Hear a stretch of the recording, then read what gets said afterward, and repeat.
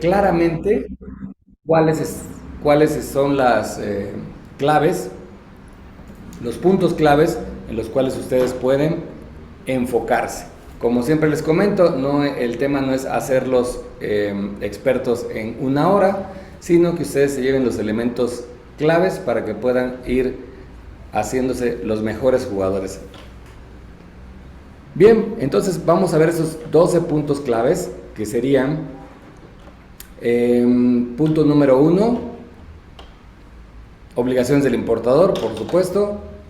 Momento de causación, ya lo explicaremos a detalle, en qué momento empiezan las contribuciones a correr.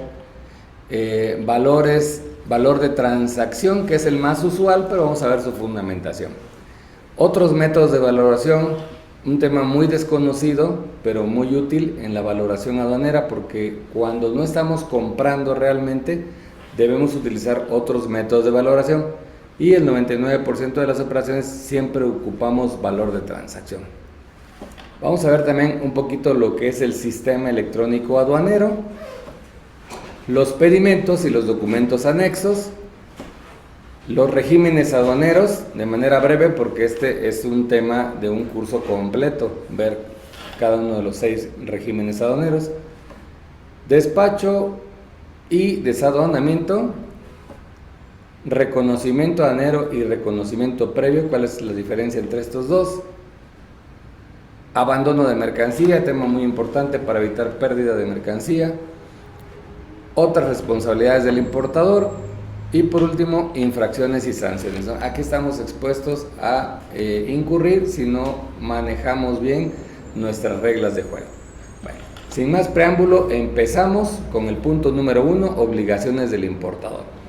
Todo importador debe tener claro que las obligaciones del importador para efectos de ley aduanera están establecidas en el artículo 59, principalmente, aunque hay otras que vamos a ver a continuación como las descritas en el artículo 54.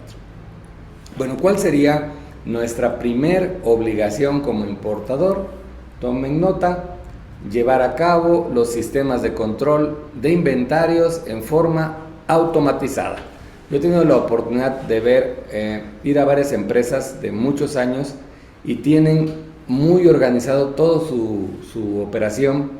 Sin embargo, la tienen en carpetas físicas, en estos recopiladores que le llamamos folder Lefort, y todo muy bien organizado, pero están incumpliendo la forma automatizada. Entonces, recomendación: revisen la forma automatizada en que llevan sus inventarios, y también, que es un punto que vamos a ver más adelante, que lleven de forma electrónica sus expedientes, porque, insisto, estamos muy acostumbrados a lo físico y algunas personas, en el mejor de los casos, tienen su expediente físico muy bien, pero el electrónico pues está completamente olvidado, ¿no? Por ahí están en algunas carpetitas en Windows y no tienen un sistema que les ayude a controlarlos.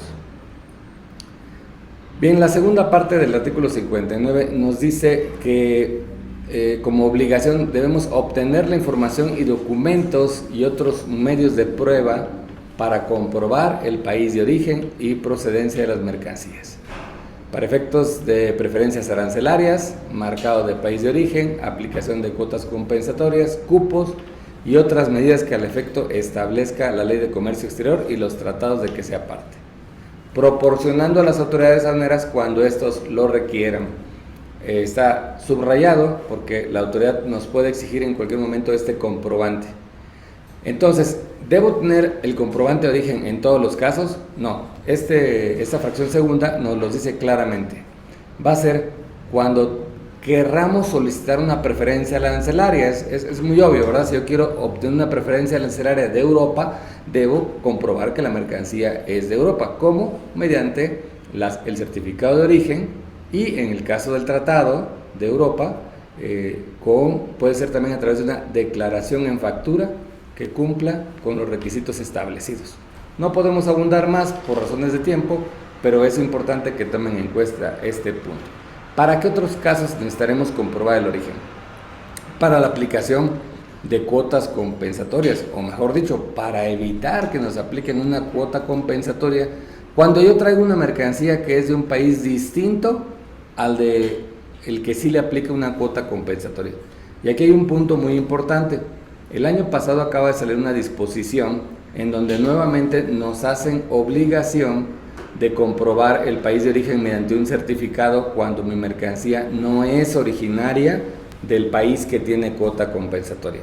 Para aterrizarlo un poquito más, si yo traigo una tela y esta tela es de origen, vamos a suponer que sea origen India, y esa fracción arancelaria de esa tela nos indica que hay una cuota compensatoria para cuando sean originarias de China. No estamos obligados a pagarla porque yo soy de un país diferente, pero necesito demostrar ese origen. ¿Cómo lo puedo demostrar? Una opción es cuando yo tengo un tratado de libre comercio, entonces ocupo el certificado con el cual estoy aplicando la preferencia arancelaria y ahí, digámoslo de modo coloquial, estoy matando dos pájaros de una pedrada, porque estoy reduciendo el arancel normal y además estoy evitando una cuota compensatoria. Pero ¿qué pasa con India? Que no tenemos un tratado. Entonces, antes nada más simplemente decía, soy de un país diferente y ya. Hoy en día nos están pidiendo un certificado que coloquialmente le decimos anexo 3 o certificado duro, y ese tiene que estar llenado y debemos de presentarlo para que no nos apliquen la cuota compensatoria. ¿Qué otro caso más requerimos la presentación de un certificado? Bueno, cuando traemos un cupo, por ejemplo, si vamos a traer leche de Bélgica y el arancel normal de la leche es del 100% y yo quiero pagar exento o un arancel más reducido porque tengo un cupo que me otorgó la Secretaría, pero está limitado para Bélgica. Entonces yo tengo que tener mi certificado de origen que compruebe que soy de ese país de origen. Y por último dice aquí algunas otras medidas que el efecto establezca la Ley de Comercio Exterior. De momento no hay ninguna otra disposición.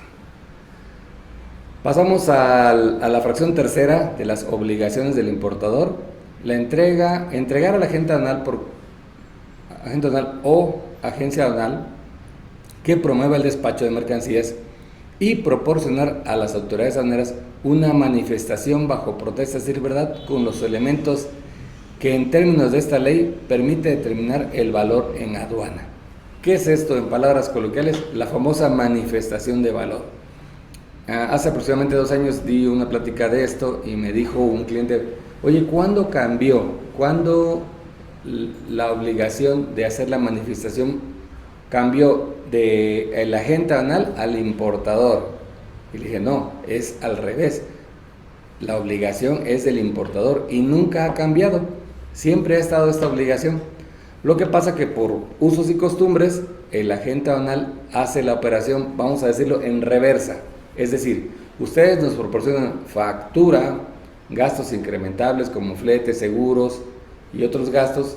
Nosotros formulamos el pedimento y en reversa sacamos una manifestación de valor, porque lo que la autoridad prevé es que ustedes hagan una manifestación de valor y esa manifestación se la entregue al agente aduanal y a la aduana.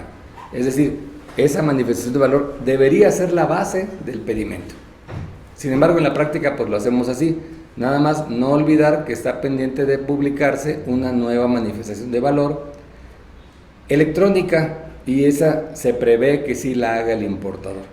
Para poder ustedes llenar correctamente una manifestación de valor, como empresa necesitan tener un departamento y un personal que esté capacitado en un tema importante que es valoración aduanera. Tenemos algunos cursos de valoración aduanera en nuestra plataforma, Amigos de los Miércoles, lo pueden buscar como Ocampo Conferencias en YouTube, ahí tenemos un canal y ahí pueden consultar varios cursos que tenemos relacionados con valoración aduanera. La fracción cuarta, o que podemos llamarle cuarta obligación del importador, es estar inscrito en el padrón de importadores y en su caso en padrones específicos o sectoriales, como le decimos, y también en el caso de padrón de exportadores sectorial, ¿no? Aquí pueden ser que os digan, pero yo sabía que al exportar no se requiere padrón. Efectivamente, para mercancía regular, pero por ejemplo para la cerveza sí requiere de un padrón de exportadores. El padrón de importadores pues todos ustedes lo tienen, nada más hay que vigilar que si su empresa hace pocas operaciones, haga al menos una importación al año, porque si no los dan de baja del padrón. Y en el caso de padrones sectoriales, que le llamamos sectoriales o específicos, es cuando traemos ciertas mercancías que están reguladas, como por ejemplo aceros, textiles, calzado y algunos químicos que son precursores de armas. Entonces hay que tener atención en lo que vamos a importar para que no vayamos a traer mercancía de la cual no tengamos un padrón y eso ya estando en la aduana nos genere demoras de almacenajes. Quinto punto, formar un expediente electrónico de cada uno de los pedimentos. Eso es lo que les mencionaba anteriormente. Pregúntense ustedes cómo llevan el control electrónico de los pedimentos. ¿Qué debe de contener ese expediente electrónico? Esta misma artículo nos dice que deben ser los documentos que se hayan transmitido como anexos junto con sus acuses electrónicos. Es decir, yo subo una factura comercial a Bucem, Bucem me regresa un acuse y esos dos elementos deben de tenerse en el archivo electrónico. Además del propio pedimento, no se les olvide, el propio pedimento sería el primero. ¿Por cuánto tiempo hay que conservar estos expedientes electrónicos? Normalmente la gente piensa, y como aquí lo dice, pues por los plazos establecidos en el Código Fiscal de la Federación, es decir, 5 años. Pero pongan mucha atención porque algunas personas, ignorando el comentario que les voy a decir a continuación, dicen, el Código Fiscal me dice 5 años, entonces yo a los 5 años pues los desecho. Resulta que tienen que poner especial atención al activo fijo. El activo fijo lo van a tener ustedes que tener siempre que tengan la mercancía. Si ustedes tienen una máquina de 10 años, no van a deshacerse de su expediente, porque de otra manera tendrían manera de comprobar su legal estancia. Es un punto muy importante que se le va hasta los mejores contadores. Pongan mucha atención con su activo fijo. Bien, el 59A, que ya es otro artículo, también nos da una obligación de transmitir en documento electrónico la información relativa al valor y en su caso demás datos relacionados con su comercialización. Todo esto que está subrayado aquí en negrito, tienen que entenderse todo eso como el concepto COBE. Eso es lo que dice este artículo. Tienes que transmitir mediante documento electrónico tu COBE. Este punto también es muy importante porque, al igual que la manifestación de valor, muchos importadores tienen la idea de que los COBEs los deben de transmitir el agente aduanal, y no es así. El que lo tiene que transmitir es el propio importador. De hecho, recientemente, platicando con nuestros colegas del área de ventas, estamos viendo que ya varios clientes están haciendo ellos sus propios COBEs, porque están atendiendo cabalmente esta instrucción. Sin embargo, sí es legal que lo haga el agente aduanal, dándole a ustedes los sellos correspondientes, los sellos digitales, que sirven como una extensión de la FIEL, va ligada a la FIEL o firma electrónica avanzada. Entonces, lo pueden hacer ustedes, lo podemos hacer los agentes aduanales, siempre y cuando nos den esos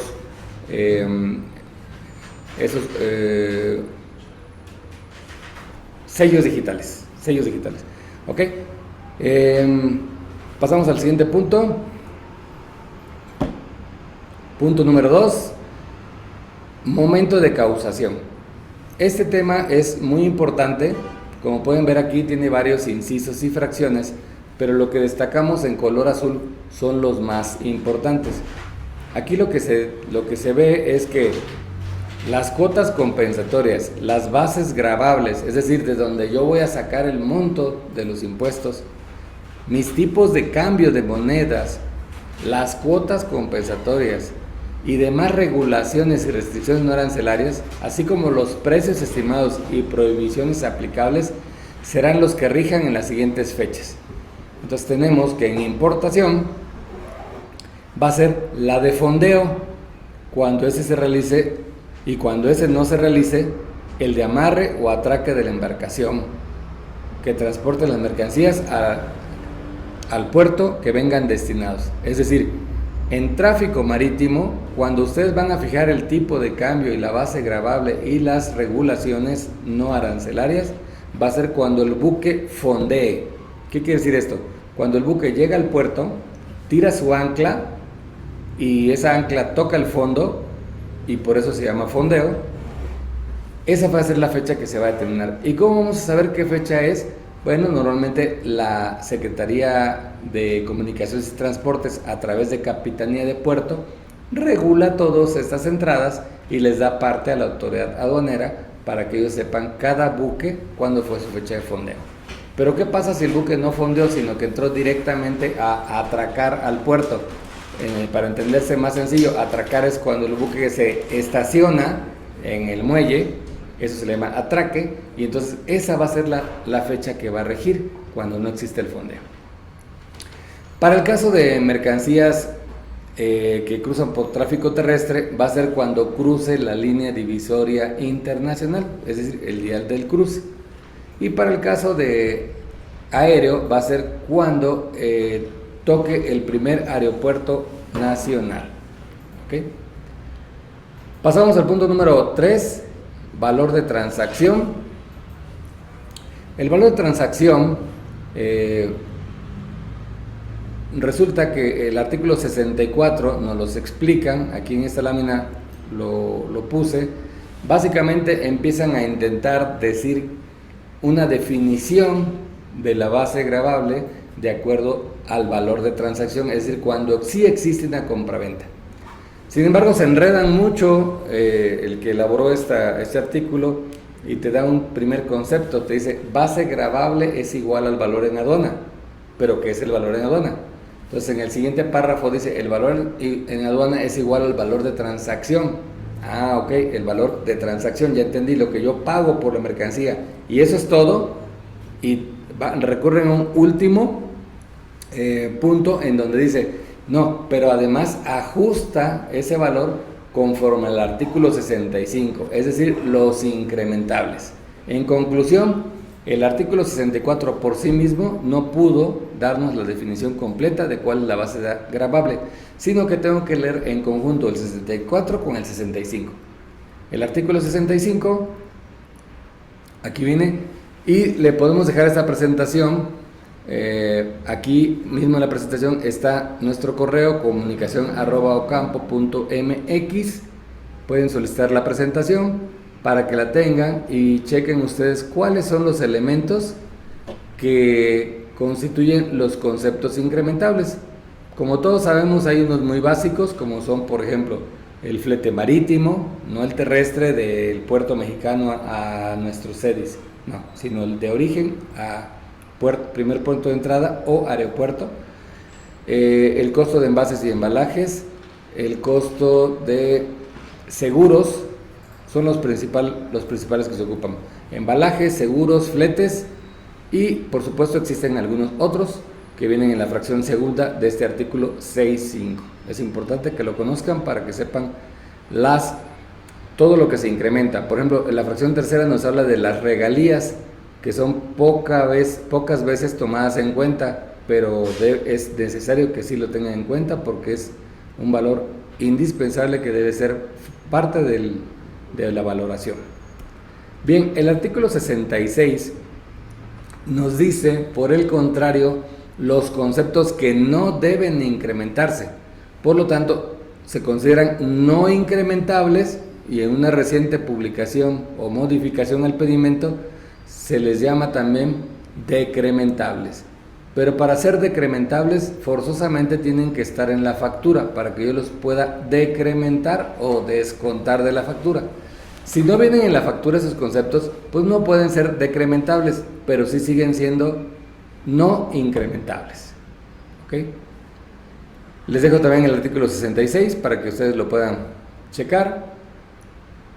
Pasamos a otros métodos de valoración. En la introducción les decía yo que siempre valoramos por el artículo 64, aún sin saberlo. Es decir, yo tengo una compra-venta y ese es mi valor más los gastos incrementables. Pero ¿qué pasa? Que es muy recurrente que de repente nos llega una mercancía que nosotros no pedimos, que no vamos a pagar, que nos las mandan de muestra, que llega de más, y lo más normal es que el agente aduanal te diga, pues dame la factura. Pero si ustedes no tienen la factura porque no la van a pagar, lo correcto no es inventarse una factura. Si la mercancía vale menos de $300, ustedes pueden hacer una declaración bajo protesta y la regla 318 de carácter general nos permite que las mercancías que sean inferiores a $300 americanos puedan importarse sin la necesidad de una factura. Pero si la mercancía ya rebasa los $300, necesitan una factura, a menos que no se trate de una transacción.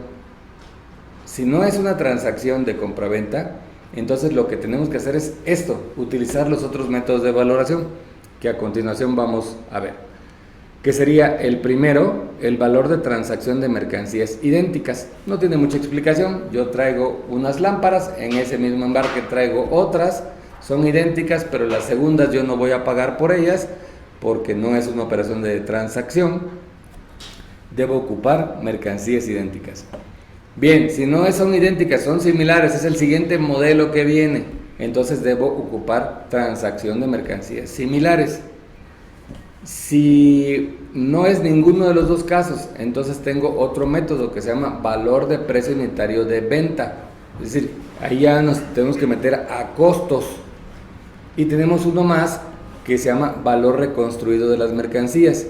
Estos dos se pueden utilizar indistintamente en orden. El primero no, el primero hay que recurrir si es primero idéntica. Si no es idéntica, solo así puedo pasar al similar. Si no es similar, entonces puedo pasar directamente al 3 o al 4 a decisión del importador. El propio artículo 71 lo expresa. Por último, si ninguno de estos dos métodos de valor de precio unitario de venta o valor reconstruido de mercancías, que es exactamente lo mismo pero a la inversa, es decir, en uno empiezo a partir de costos, cuánto me costó la mano de obra, cuánto me costó el producto, cuánto me costó la producción más el envío, es hasta llegar al puerto mexicano, y el otro es al revés, ya puesto en México, cuánto me hubiera costado el flete e ir en reversa hasta llegar al costo. Cualquiera de los dos se puede utilizar. Si aún así no podemos calcularlo por ninguno de estos dos métodos, el artículo 78 nos da una última opción, que en palabras simples dice, si no pudiste por ninguno de los métodos anteriormente puestos, vuelve a analizarlos con mayor flexibilidad. En pocas palabras, eso es lo que nos dice. Muy bien, ahora, ¿cómo esto lo veo yo en el pedimento?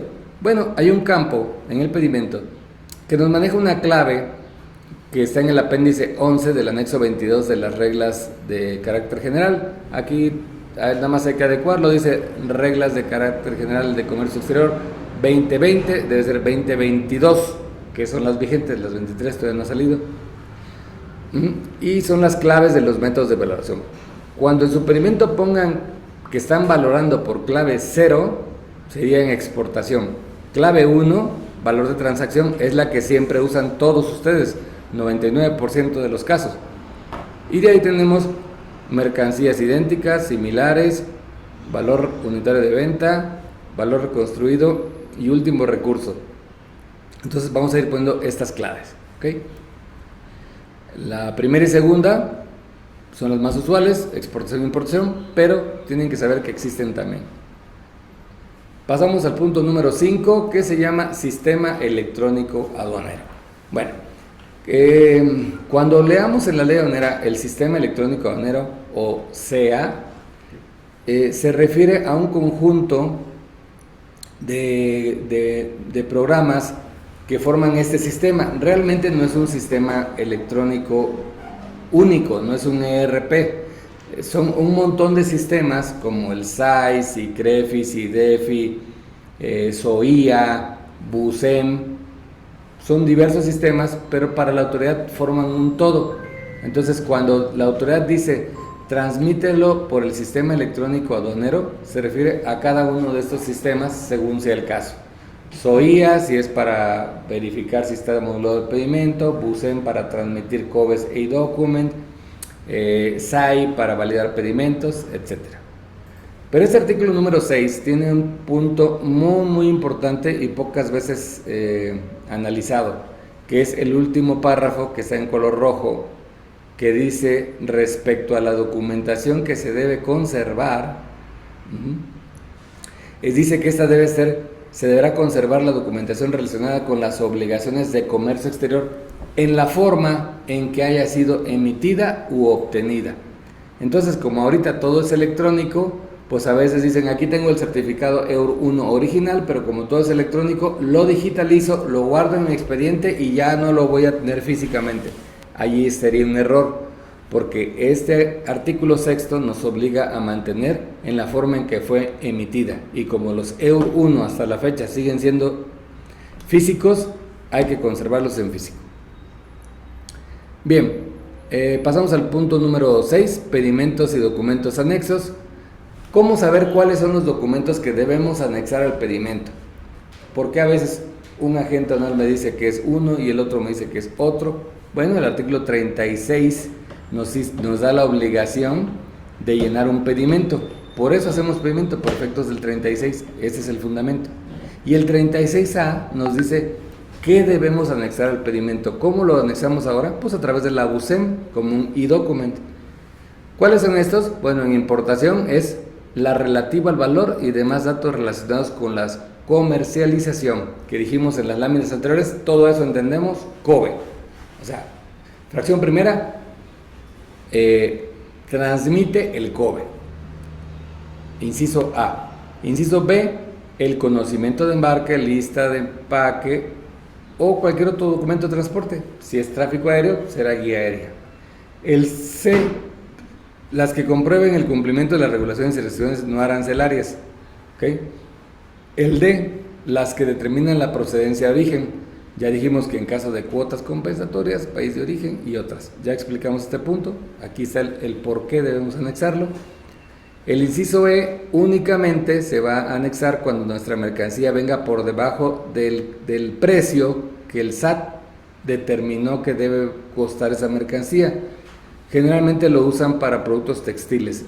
El SAT determina cuánto debe de costar eso, y si lo traemos a un precio inferior, hay que depositar a una cuenta bancaria especial que se llama cuenta de garantía, y ese comprobante lo debemos de digitalizar. Por último, el inciso F, cuando traigamos mercancías que no pueden ser cuantificadas porque requieren un certificado de peso o volumen, como una báscula, por ejemplo, como mercancía que se debe pesar en una báscula, y esa báscula certificada te emite un ticket o un comprobante del peso, en ese caso ese documento debe ser digitalizado. Finalmente, este artículo 36A, en su último párrafo, te dice que debes de transmitir en la información relativa al valor y demás datos de comercialización, entiéndase COBE, los números de serie, parte, marca y modelo. Y dice aquí claramente cuando dichos datos existan. Entonces, oye, si esa bicicleta no trae serie, pues no se pone. Y si la trae, entonces sí. Entonces, siempre que existan hay que transmitirlo. ¿Y dónde debe ser? En el COBE, no en el pedimento. Lo pueden poner en el pedimento, pero la ley dice que debe ser en el COBE. Entonces, si no lo traen en el COBE, pueden tener una multa. Recuerden que las multas ahorita de COBE andan sobre los 32,000 pesos. Entonces, mucha atención en ese punto. Bien, pasamos al punto número 7. El número 7 habla de los regímenes aduaneros. Tienen que saber que existen 6 regímenes aduaneros. El más importante y más usual es el definitivo. Aquí en este esquema también les dejo qué artículos de la ley hablan específicamente de ese definitivo, cuando es impo y cuando es expo, ¿no? Aquí es un poquito de tarea para que ustedes vayan viéndolo. El temporal tenemos dos modalidades: cuando tenemos decreto IMEX, porque somos altamente exportadores, o cuando se va a importar temporal sin transformación, no hay más. Temporal nada más son esos dos. Importación con IMEX o para transformación, o importación sin IMEX por tiempo determinado sin transformación. Lo mismo pasa en el caso de exportación. Hay para transformar en el extranjero o para regresar en el mismo estado. Siguiente, depósito fiscal, utilizado por algunos de ustedes. ¿Para qué nos sirve el depósito fiscal? Ustedes pueden importar una mercancía sin el pago de los impuestos, metiéndolo a un almacén autorizado por el SAT, en el cual van a tener su mercancía resguardada. Les van a cobrar un almacenaje, siempre menores a los que se paguen la aduana, y la mercancía no causa abandono. Entonces, para eso nos sirve. Ustedes lo sacan de la aduana, lo meten en ese almacén, siguen pagando un almacenaje en esa bodega, pero número uno, no vas a causar abandono. Número dos, no pagas los impuestos en el momento, los pagas cuando vayas haciendo las extracciones, y esas extracciones pueden ser parciales. ¿Ok? El cuarto régimen aduanero es el tránsito. El tránsito nada más lo ocupan las navieras y algunas empresas muy específicas para mover una mercancía, ya sea de un punto del país a otro. Por ejemplo, entra por Nuevo Laredo un vehículo y sale por Guatemala. Ese es tránsito internacional. Y tránsito interno, cuando entra por Manzanillo, se manda a una aduana interior, por ejemplo a la aduana de Pantaco. Entonces ahí la naviera hace un tránsito interno. ¿Okay? No se pagan los impuestos ya hasta que se desaduana la mercancía, en el caso del interno, y en el caso del internacional pues no se paga porque no va destinado, va nada más pasando por el país. Siguiente, tenemos uno muy desconocido, muy poco usual, es cuando tenemos que hacer una reparación o una transformación dentro de la aduana, es decir, dentro de un recinto fiscalizado. Por ejemplo, que un buque llegue, lo arreglan y lo mandan, o ahí mismo llega una grúa sin importarse, ahí se arregla y se retorna. Y el sexto, el recinto fiscalizado estratégico, cada vez más usado, es muy similar al depósito fiscal, solamente que este sí tiene opción en una de las modalidades de transformarlo. En el depósito fiscal no, se tiene que importar como llegó. Este pudiera ser hasta un objeto de un nuevo curso, porque cada vez lo están usando más, tiene muchos bemoles, tiene ventajas, tiene desventajas, pero es sacarlo de la aduana y mandarlo a un recinto que está fuera de la aduana. Siguiente punto número 8, tenemos el despacho y desaduanamiento, que no hay que confundir estas dos palabras, aunque a veces las usamos indistintamente, pero son diferentes. El despacho aduanero, dice el artículo 35, que se considera el conjunto de actos y formalidades relativos a la entrada de la mercancía y su salida, de acuerdo a los diferentes tráficos y los diferentes regímenes. Entonces, el despacho es un todo. Desde que llega la mercancía hasta que sale, todo eso es un proceso de despacho. Y muchas veces lo confundimos con el desaduanamiento, que es el último paso del despacho aduanero. Bien, ¿qué podemos hacer en el caso del despacho aduanero?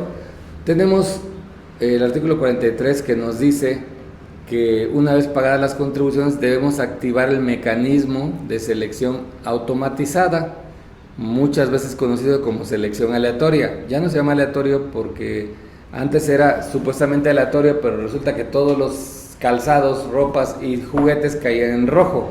Entonces la gente dijeron, oye, no, eso no es aleatorio, siempre me toca rojo en estas mercancías. Entonces le cambiaron el nombre y dijeron, bueno, es automatizado, o sea, automáticamente te va a tocar rojo en ciertas cosas, ¿no? Bueno, y si toca ese famoso rojo, que su nombre oficial sería reconocimiento aduanero, y el verde, entonces, ¿cómo se llama? Se llama desaduanamiento libre. Bueno, en este caso, como ya todos lo saben, si toca un reconocimiento, pues te van a verificar la información física y documental y ver que estas coincidan y que se cumpla con todas las disposiciones legales, cumpliendo con los requisitos y con el pago de las contribuciones correctas. Si todo es correcto, se permite la salida de la mercancía. Si no, pues ya proceden a diversos actos que pueden ser desde embargos precautorios, multas simples o hasta un embargo definitivo de la mercancía pasando a propiedad del fisco, dependiendo del acto el que hayamos incurrido.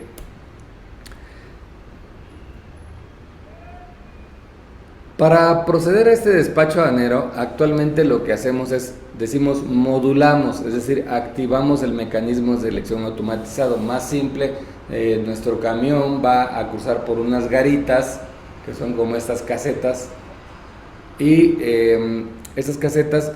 y activamos el mecanismo, y entonces si es rojo o verde. ¿Cómo lo hacemos? A través de este documento que se llama Documento de Operación Aduanera Documento de Operación para Despacho Aduanero, mejor conocido por sus siglas DODA, que es Documento de Operación de Despacho Aduanero. ¿Cómo lo distinguimos? Por el famoso código de barras bidimensional. Pasamos al sistema aleatorio o automatizado, nos escanea este código y ahí sale si es reconocimiento o desarrollo libre.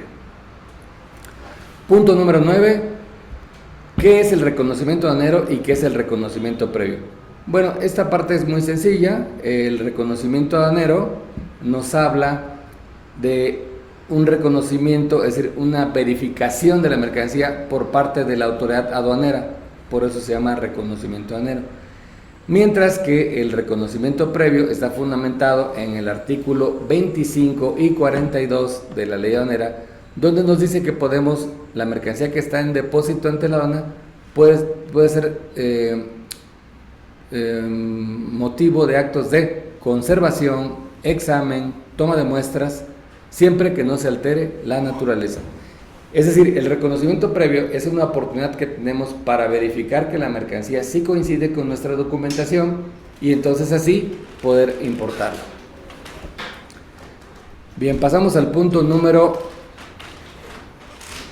10, abandono de mercancía. Estamos a 2 del final. Recuerden que este curso se llama 12 puntos de la ley aduanera y recordarán que tenemos un simulacro del día de hoy, por lo cual vamos a concluir un poquito antes para que tengan oportunidad de asistir a su simulacro y que todo salga muy en orden. Bien, pues el punto número 10 se trata del abandono de la mercancía.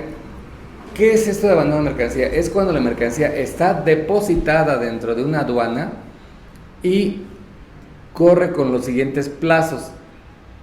3 meses tratándose de exportación. Si yo pongo algo dentro de la aduana, tengo 3 meses para exportarlo, si no, la mercancía causa abandono, es decir, pasa a propiedad del fisco. Si no es exportación, son 3 días tratándose de mercancías inflamables, radiactivas, contaminantes, corrosivas, etc. ¿Okay? Y 2 meses en los demás casos, es decir, si es IMPO y no es peligroso, tengo 2 meses para retirarlo de la aduana en todos los demás casos. Ahora bien, ¿qué pasa cuando mi mercancía de plano yo sé que no la voy a importar porque no es la que yo pedí, porque no tengo los permisos? Entonces esa mercancía va a causar en abandono. Pero ¿cómo causa en abandono? Puede ser 2 métodos, tácitamente o expresamente.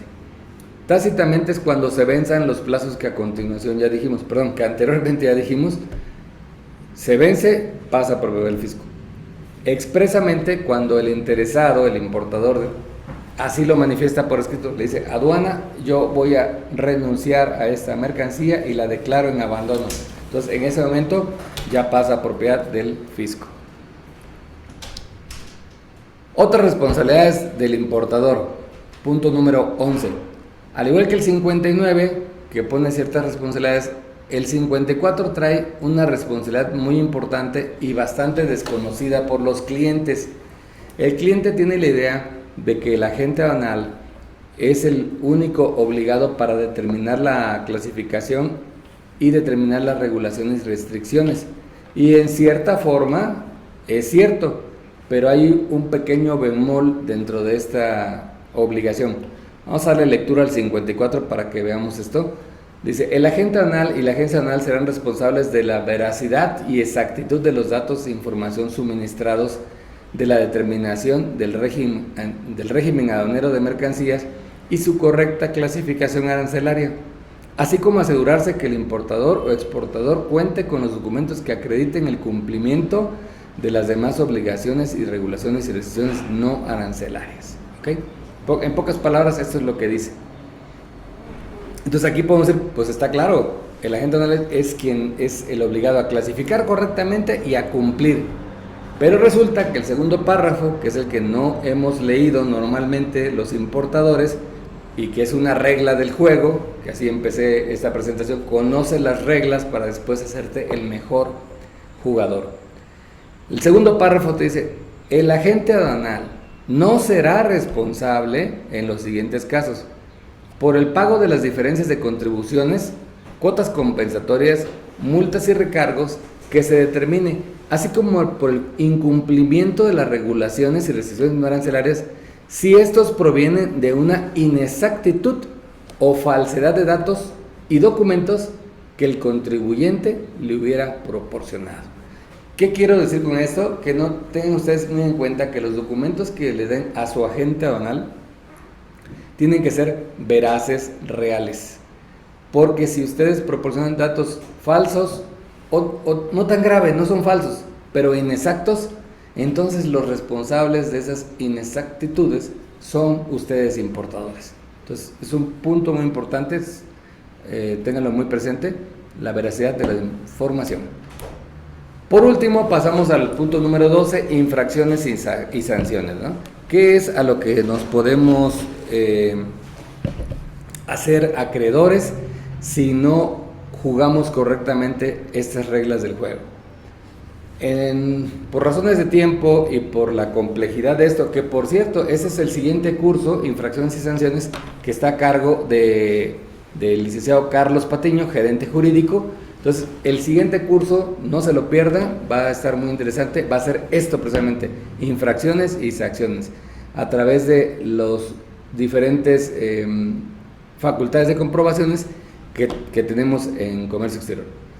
Les dejamos la lámina, recuerden escribir a comunicación@ocampo.mx, y aquí van a poder ustedes ver en esta lámina cuáles infracciones son las que cometo y en qué artículo nos dice la sanción, ¿no? Por poner un ejemplo, aquí vemos en la lámina, el primero dice infracción relacionada con la importación y exportación, supuestos en que cometo esa infracción, es el artículo 176, y la multa está establecida en el 178. El 179 habla de la tenencia de mercancía de uso personal, que no es sancionable, y el 180 sobre la circulación indebida dentro del recinto fiscal. Por ejemplo, cuando ustedes rebasan el horario permitido para ciertas mercancías que tienen que salir antes de las 12, les ponen una multa de circulación indebida. Y hasta ahí dejamos la presentación del día de hoy. Espero que haya sido de su agrado. No va a haber preguntas y respuestas por el tema antes mencionado. Les agradecemos muchísimo su presencia y los invitamos para la próxima sesión de Amigos de los Miércoles con facultades de comprobación. Gracias, buenos días.